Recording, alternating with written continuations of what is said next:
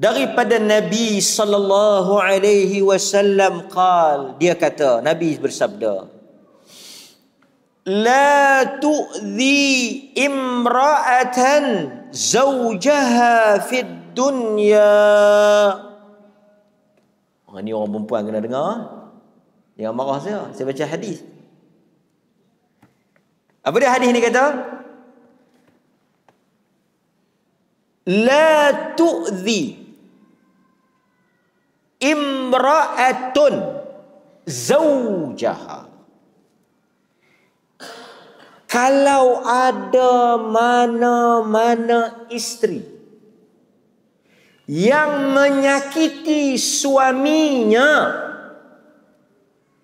mana-mana isteri yang melakukan satu tindakan, sama ada perkataan atau perbuatan yang menyakitkan suaminya.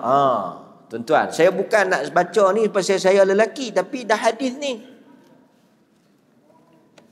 Yang mana kalau dia menyakitkan, pasal itu tuan-tuan, kita jangan, kena jaga elok-elok suami kita ni.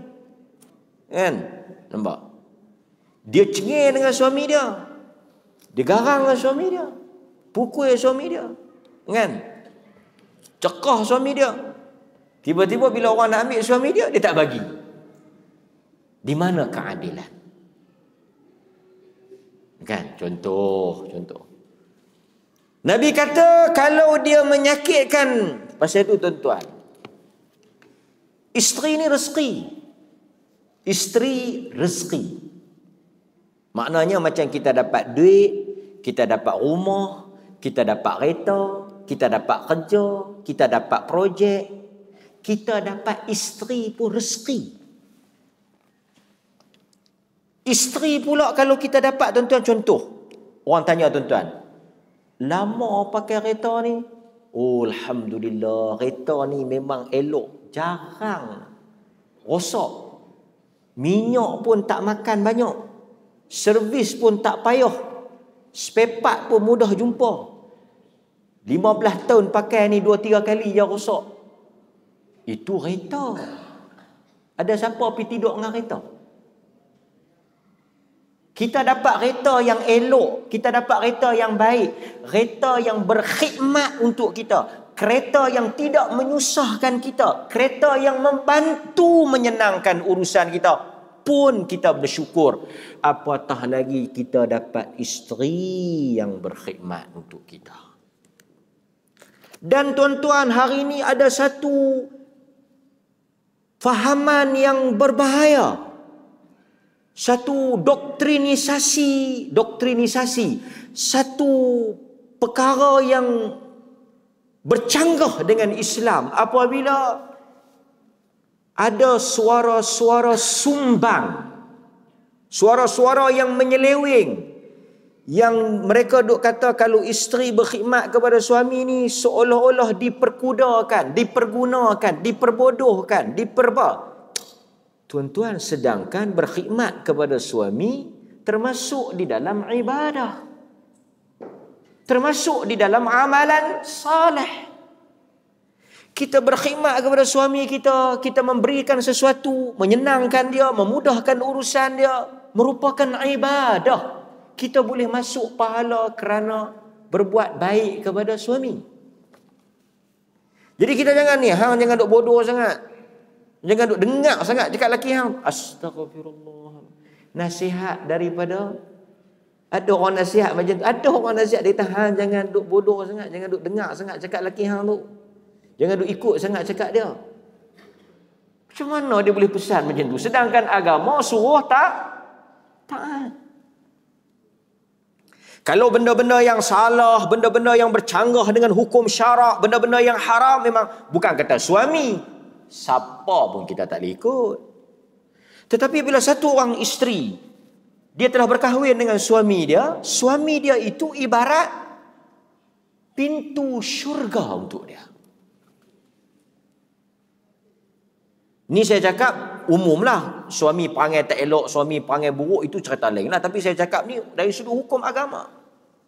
Jadi bila tuan-tuan satu orang isteri, dia jangan anggap semayang duha saja ibadah. Dia jangan anggap baca Quran sahaja ibadah. Dia jangan anggap berzikir sahaja ibadah. Dia jangan anggap dia main masjid sahaja ibadah. Setiap kali dia basuh baju suami dia, dia masak, dia sediakan makanan, dia melayani suami dia menjaga rumah tangga dia mendidik anak-anak. Itu semua ibadah. Jangan kita terpengaruh. Wanita moden, wanita yang berdikari, wanita yang berkerjaya, wanita yang bukan lagi di dapur, wanita yang kehadapan. Wanita, isteri, tempat dia di sisi suami. Sehingga Nabi SAW kata, jikalau boleh, aku perintahkan seorang isteri untuk sujud. Kalau ada manusia yang boleh sujud kepada manusia, tidak ada orang yang lebih layak, tidak ada orang yang lebih patut untuk disujud, melainkan isteri sujud pada suami. Tu dia, sampai tera tu Nabi sebut. Tapi kalau suami yang buat kita, suami yang zalim pada kita, itu kita cerita lain lah. Tapi suami dari sudut asalnya demikian kedudukan suami. Ini kita sebagai nasihat secara umum. Dan suami-suami ini bila dia dapat isteri, rezeki. Rezeki. Sehingga Nabi Allah Ibrahim alaihissalam, pernah baca kan? Dia pergi rumah anak dia Ismail alaihissalam, alaihimassalam. Kali pertama dia pergi, dia tanya, macam mana suami kau? Suami ni tak ada guna. Dia kata suami. Dia tak kenal kata itu Nabi Ibrahim. Macam Nabi Ibrahim tinggal. Dia tak pernah jumpa pak mentua dia. Dia kutuk. Dia mengata. Itu juga satu benda kadang-kadang tuan-tuan tak patut. Ni juga fitnah Facebook. Ada orang share. Tuan-tuan satu lagi saya nak sebut. Gambaran di Facebook ni bukanlah semua benar. Ada saja orang yang tayang kekayaan, kebahagiaan, tapi sebenarnya itu hanyalah tipu daya dunia saja. Kebahagiaan ni kadang-kadang dia tak pernah tunjuk pun di Facebook, tapi rumah tangga dia bahagia, tapi kadang-kadang yang duk tangkap, bukanlah salah, yang duk tangkap gambar sangat tu pun tak tahu mana. Tapi kadang-kadang kita malukan suami kita. Orang cerita pasal suami baik, suami yang elok, dia pun tag terus suami dia. Satu dunia, satu Malaya baca. Tengok ni abang, perangai bagus, bukan macam perangai abang. Tu dia, malu laki dia. Orang pula pergi tengok profil. Oh, ni laki dia tak guna punya laki ni. Dan satu lagi dia suka banding-bandingkan. Tak boleh tuan-tuan, tak boleh, berdosa. Kita bandingkan suami. Tengok suami dia pergi berjalan ni hujung-hujung tahun ni. Tengok suami dia bawa pergi berjalan tu sampai Switzerland, Jepun. Yang abang bawa pergi mana? Timur Tasuh ya. Bersyukurlah. Habis sangat. Tengok dia bawa. Ini satu benda dalam masyarakat. Panjanglah cerita lah. Jadi kursus rumah tangga pula. Tak payah banding tuan-tuan. Orang pergi Jepun, pergi Switzerland, pergi mana rezeki dia, belum tentu dia dapat bahagia.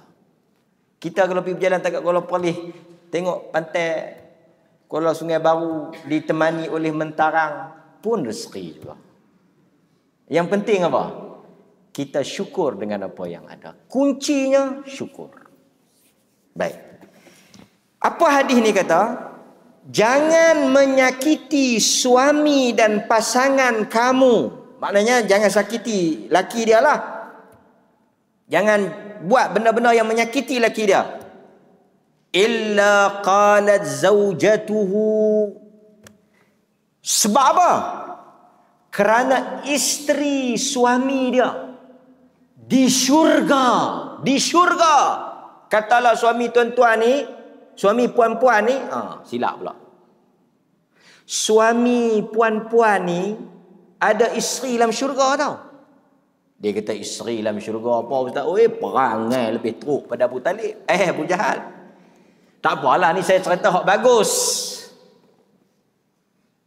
Isteri ni, tuan-tuan, ni ayyuhal muslimun, wahai orang-orang Islam lelaki. Setiap kita yang menjadi penghuni syurga akan ada bidadari. Isteri kita di kalangan bidadari paling kurang berapa? Tuan-tuan, paling kurang Allah akan bagi kepada tuan-tuan kalau masuk syurga berapa orang? 2. Tak kurang. Yang pertama, dalam syurga tak ada istilah bujang, tak ada istilah nak dara, tak ada istilah nak terona, tak ada istilah janda, tak ada istilah duda. Semua di dalam syurga ada pasangan. Jadi yang mana tak berkahwin di dunia, dia akan ada pasangan di syurga. Tak ada duduk seorang-seorang dalam syurga ni, tak ada seorang-seorang. Kerana manusia Allah Ta'ala jadikan Adam ada siapa? Hawa. Allah jadikan. Allah kata apa?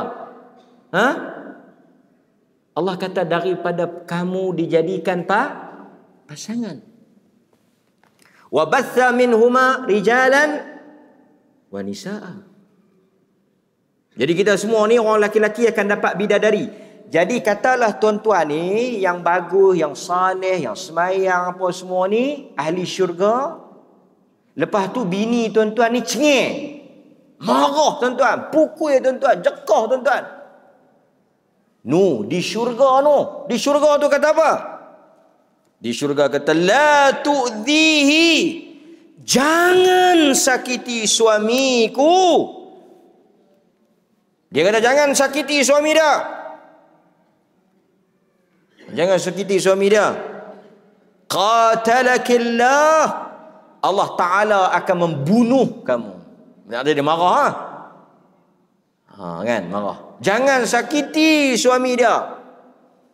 Fa innama huwa indaki dakhilun yushiku an yufariqaki ilaina. Jangan duk buat tak elok kat suami dia.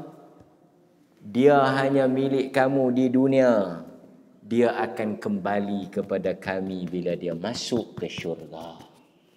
Jadi bidadari marah kepada wanita-wanita yang menyakiti suami-suami mereka yang daripada ahli syurga. Tapi kalau suami itu baguslah. Kalau suami itu Jumaat tak pi, raya pun tenggelam timbul, waktu pun tak ada, dia duk abang kat kita, hanya nak marah kat aku. Bidadari saya marah kat abang. Bidadari mana abang?